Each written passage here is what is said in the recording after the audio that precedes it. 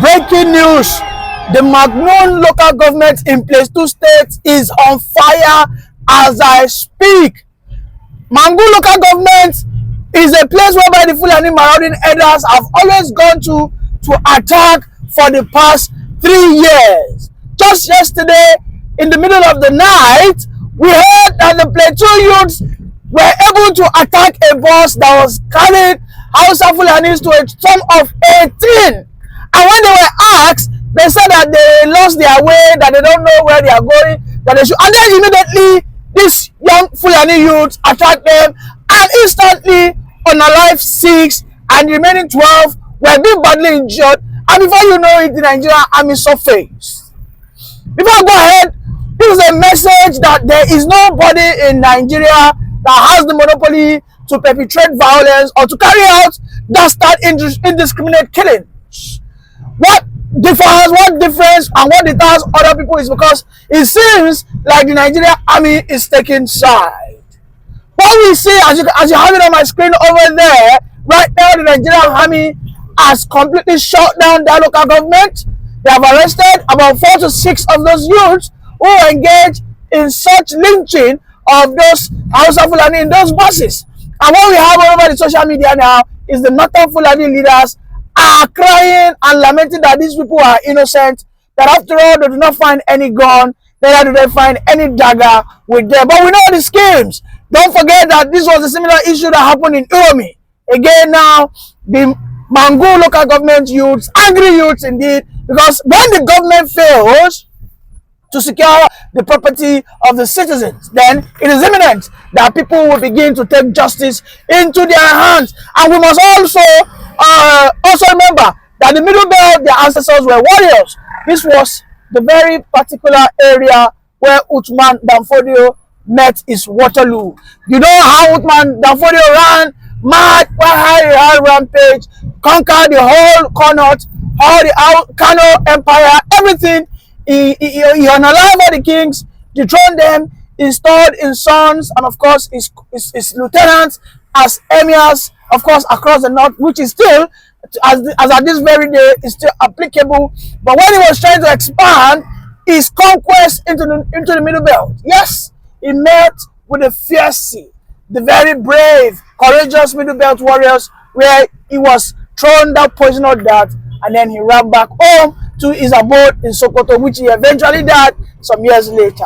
What we have today now is the Christians of the Middle Belt have said enough is enough. Because we are Christians, we try to be civil, we try to be prayerful, we try to be we don't want to act like barbarians. What they are saying now is enough is enough. I mean, would you believe that just a day after the president visited Benue, we heard that some elders attacked Plateau and also attacked Taraba concurrently, wherein nothing less than 100 persons were killed. Right? And of course, we did not hear, maybe the Nigerian Army were able to cut these perpetrators. All we know was it was elders. Those elders went in there with their cutlass and of course their highly sophisticated AK-47, gunned people down, macheted people until they lost their life.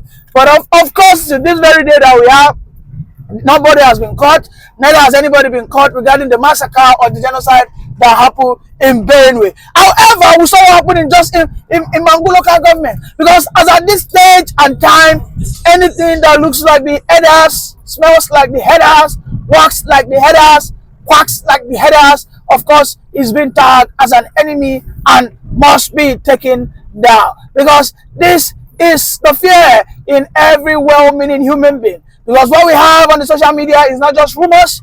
These things are fact, they are real, and they are happening because those who always end up attacking these innocent, unsuspecting communities are always, they are always reported to be Fulani headers. And the defense, this form of defense that is coming from the corners where they are saying that why should anybody be attacking anybody who is not, who is coming from the north? That these people are just Hausas, and these are the issues. Listen, you see this level of hypocrisy and deception that these northern leaders carry out is why this country will never work. When it comes to time of election, these same northern elders we say that the Hausa and the Fulanis are one. In fact, they will tell us that there's only one ethnic group in the north, and that is the Hausa Fulani group. But whenever people are killed, they say that, oh no, the people that were killed are Hausa, they are not Fulanis. So why are they killing Hausa people? You know, they are trying to use that name to launder the Fulanis. So anytime they kill people, even when they are Fulanis, but because they were just going on harm, perhaps they were being deployed to a place of attack. Maybe they were being deployed to their zones of aggregation. Who knows? Because how could you board a bus all the way from Zaria and you get to Plateau, you tell us that you missed your road, and then all of a sudden your bus driver, everybody said, at this age and time that we have Google Map, are they for real? Do they think we are stupid? At this age and time that we have Google Map, that you don't even need to know any place, all you need to do is bring out your Google Map, enter your car, start your car, and then you start the Google navigation software, and it keeps directing you. So the issue or the lies that, oh no, we lost our way, no, we're headed, oh man, those youths saw them and said, you guys, nah, this is not gonna work. The same thing that you guys did in Iremi, no, it's not gonna work. But unfortunately, what we now heard is the Nigerian Army have been able to catch some of those youths.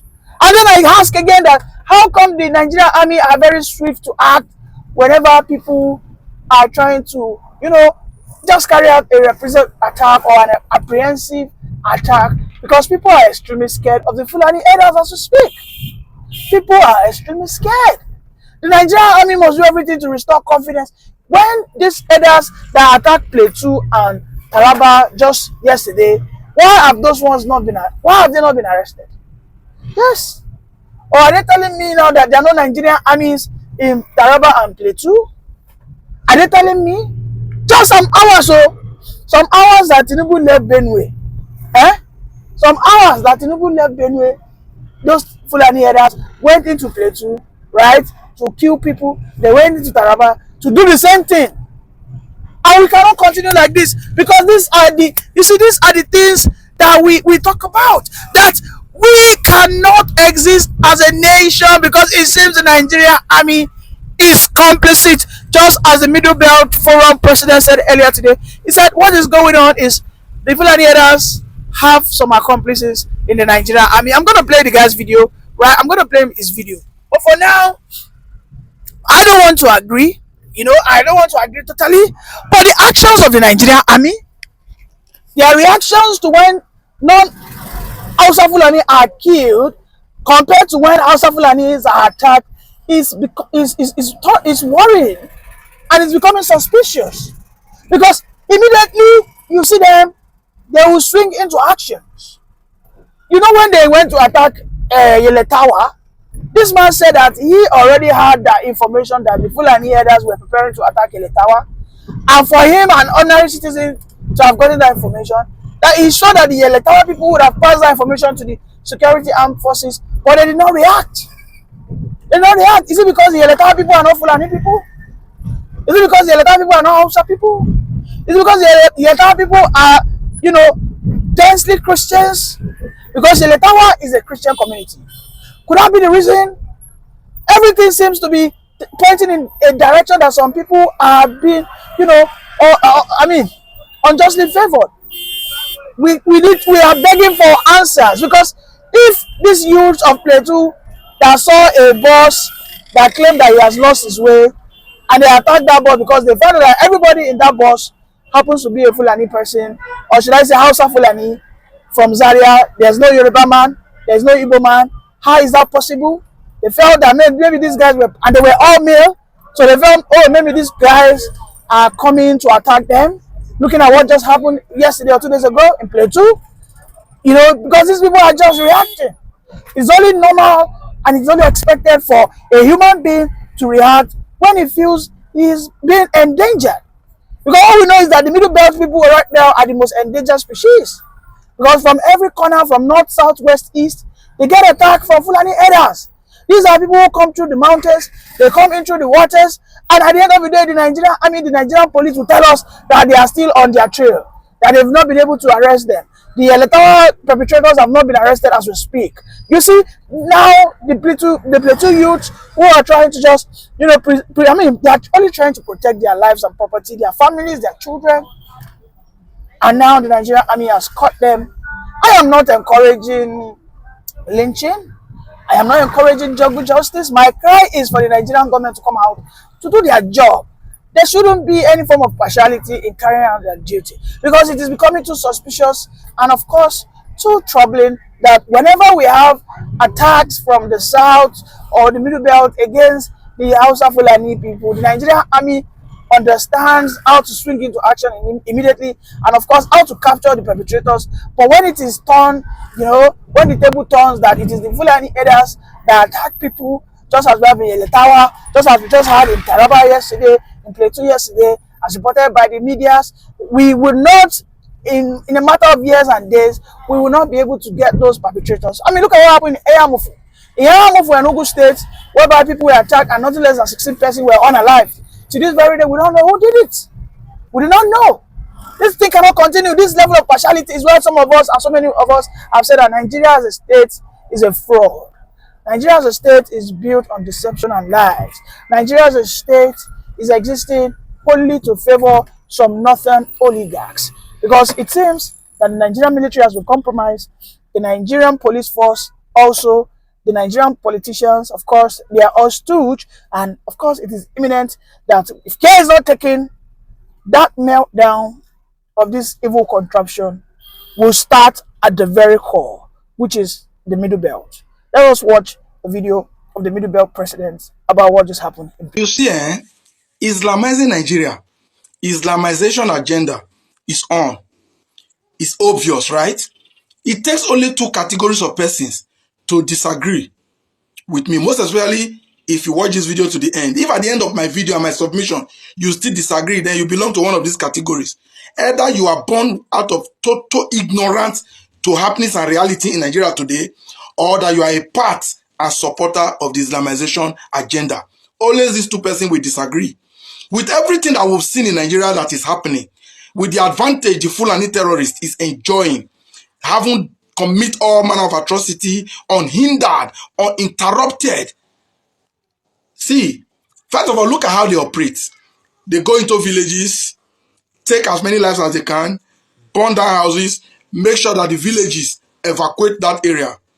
Then it is obvious that after a while, the Fulani will come and settle there.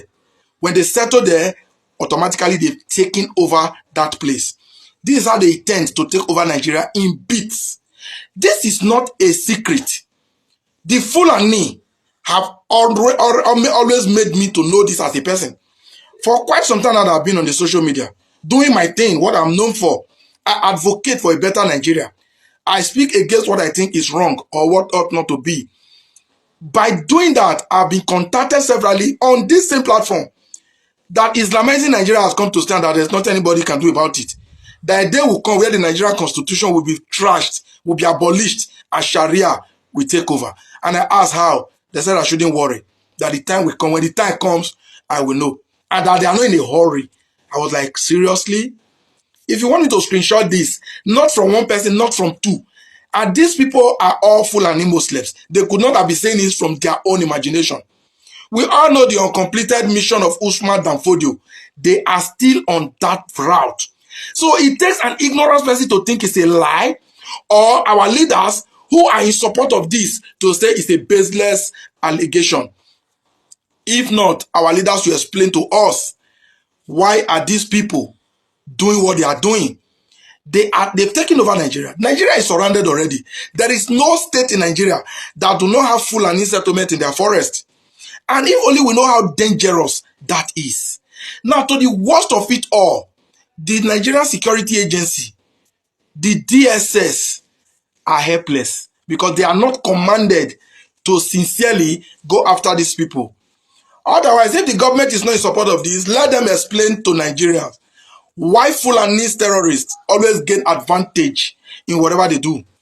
They commit crime and go away. There is never an intelligent report before their attack and they are being apprehended.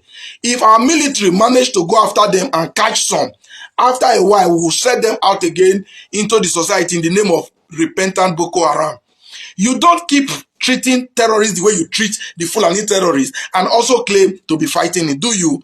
So it's a clear indication that, yes, these people are out to achieve their aim with support from above. You can see all the top positions in the military, all the top positions in Islam in Nigeria are all occupied, including the traditional rulers in the north are all Fulani's. Where are the Hausas? They've been relegated to the bench in their own country. Because sadly enough, most of these Fulanis are immigrants.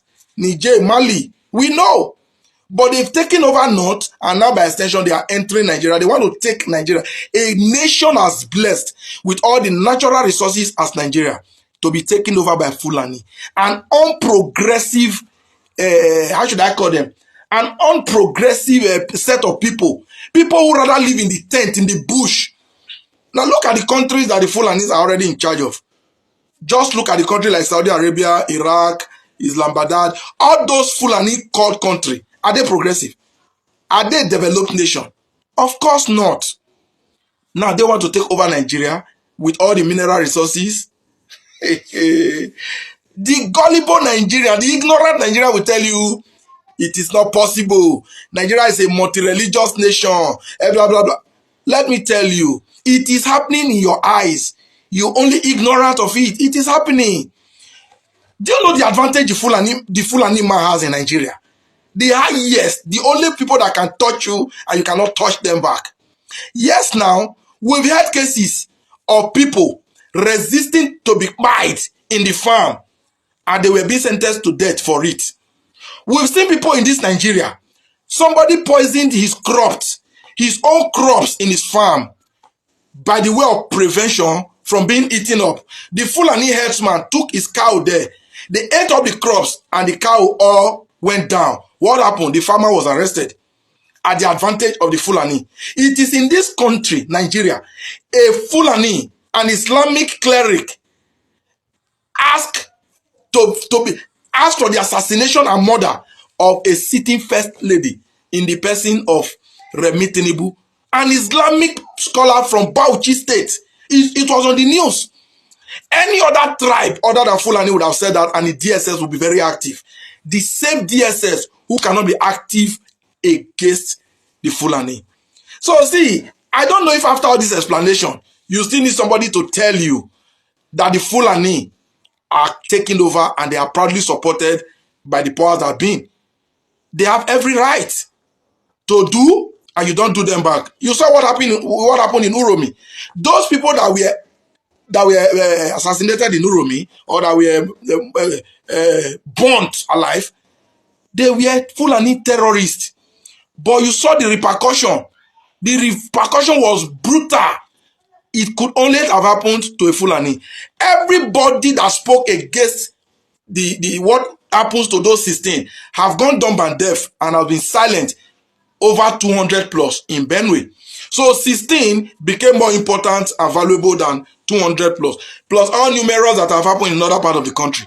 So I think I shouldn't go far. With all this explanation, it's up to you to agree with me or to disagree with yourself that Islamization is on, and it is up to Nigerians to say welcome, or we're going to do anything to resist it. Remember, resisting it is the only option, and resisting it means resisting your government, because they are proudly supported by your government. That is exactly why your government will not equip the army.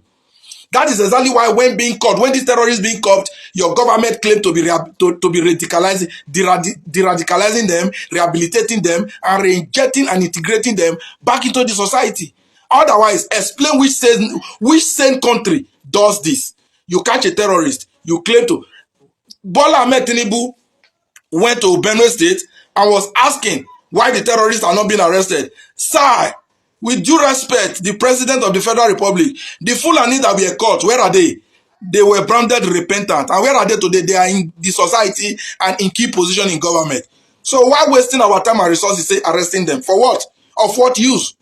So please, my fellow Nigerians, I leave you to deal on this. Think about it, and perhaps at the comment section, let me know your thoughts and opinion.